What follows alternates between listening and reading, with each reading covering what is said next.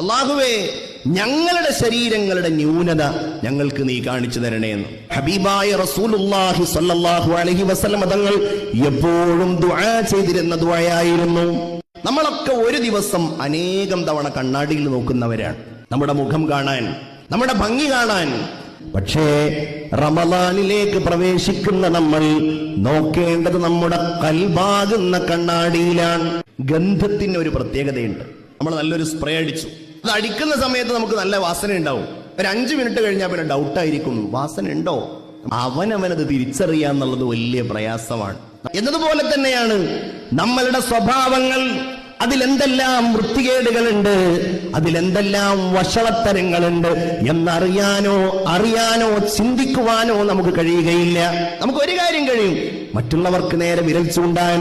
അവൻ അങ്ങനെയാണ്, അവൾ അങ്ങനെയാണ്, ഭാര്യ അങ്ങനെയാണ്, മക്കൾ ഇങ്ങനെയാണ്, ഞാൻ എങ്ങനെയാണ് എന്ന് കാണാൻ.